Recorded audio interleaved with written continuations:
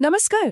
आज हम एक बहुत ही जरूरी चीज के बारे में बात करने वाले हैं कि घर बैठे ऑनलाइन तरीके से राशन कार्ड में परिवार के किसी नए सदस्य का नाम कैसे जोड़ा जाए। सुनने में शायद थोड़ा मुश्किल लगे, पर यकीन मानिए ये प्रोसेस काफी आसान है। चलिए इसे स्टेप बाय स्टेप समझते हैं। तो क्या आपके परिवार में कोई नया सदस्य आया है? हो सकता है शादी हुई हो या फिर घर में किसी बच्चे का जन्म हुआ हो। अगर ऐसा है तो ये जानकारी बिल्कुल आपके काम की है। अब सवाल ये है कि ये इतना जरूरी क्यों है। देखिए, अगर परिवार के किसी मेंबर का नाम कार्ड पर नहीं है तो उनको मिलने वाले सरकारी फायदों का पूरा हक नहीं मिल पाता, चाहे वो मुफ्त राशन हो, सब्सिडी हो या कोई और सरकारी स्कीम। हर सदस्य का नाम कार्ड पर होना मतलब परिवार का पूरा हक मिलना। तो आज हम क्या क्या जानने वाले हैं। सबसे पहले हम समझेंगे कि कार्ड अपडेट करना इतना जरूरी क्यों है। फिर देखेंगे कि अप्लाई करने से पहले क्या तैयारी करनी है। उसके बाद ऑनलाइन प्रोसेस को स्टेप बाय स्टेप देखेंगे, जानेंगे कि अप्लाई करने के बाद क्या करना है, और आखिर में कुछ बहुत ही जरूरी बातें।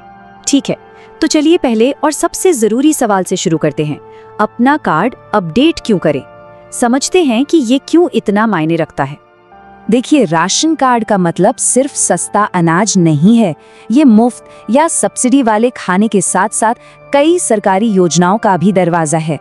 और तो और जो भी सरकारी सब्सिडी मिलती है वो भी इसी के जरिए मिलती है। मतलब हर एक मेंबर का नाम कार्ड पर होना ये पक्का करता है कि परिवार को ये सारे फायदे पूरी तरह से मिले।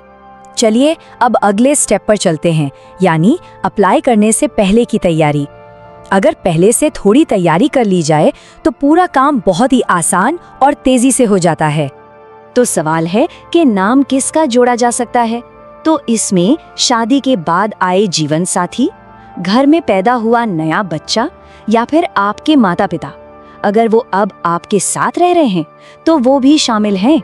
सीधी सी बात है, परिवार का कोई भी सदस्य जो आपके साथ एक ही घर में रहता हो उसका नाम जोड़ा जा सकता है। अच्छा, तो कौन कौन से डॉक्यूमेंट्स चाहिए होंगे? ध्यान से सुनिए। नए सदस्य का आधार कार्ड, आपके परिवार का पुराना राशन कार्ड, ओटीपी के लिए एक चालू मोबाइल नंबर, और अगर बच्चे का नाम जोड़ रहे हैं तो उसका बर्थ सर्टिफिकेट, और जीवन साथी का नाम जोड़ रहे हैं तो मैरिज सर्टिफिकेट। और हाँ, एक बहुत जरूरी बात, जो भी डॉक्यूमेंट्स आप अपलोड करें वो एकदम साफ होने चाहिए, धुंधले नहीं। ये एक आम गलती है जिससे एप्लीकेशन रिजेक्ट हो सकती है। ठीक है, तो अब आते हैं सबसे जरूरी हिस्से पर, ऑनलाइन नाम जोड़ने का पूरा प्रोसेस एक एक स्टेप करके। बहुत आसान है, ध्यान से सुनिएगा। सबसे पहले अपने राज्य की जो फूड सप्लाई की ऑफिशियल वेबसाइट है उस पे जाइए। वहां आपको राशन कार्ड सर्विसेज या ऐड मेंबर जैसा कोई लिंक मिलेगा, उस पे क्लिक करना है। इसके बाद अपना राशन कार्ड नंबर डालिए और मोबाइल पर आए ओटीपी से वेरीफाई कीजिए। फिर नए मेंबर की सारी डिटेल्स जैसे नाम, उम्र, रिश्ता और आधार नंबर भर दीजिए।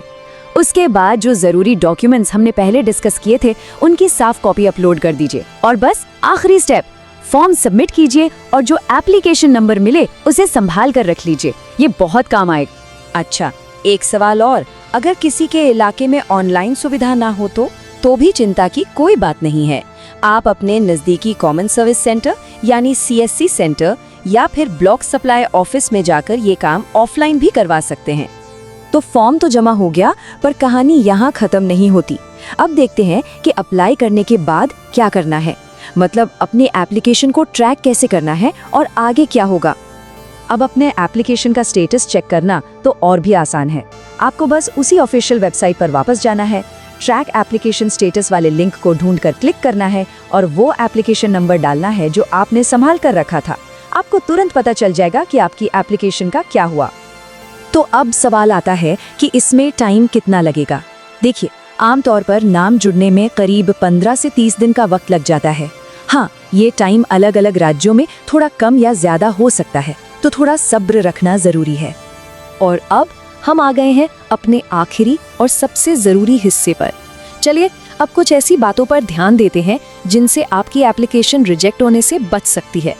अक्सर लोग को छोटी छोटी गलतियां कर बैठते हैं, जैसे गलत आधार नंबर डाल देना या धुंधले डॉक्यूमेंट्स अपलोड कर देना।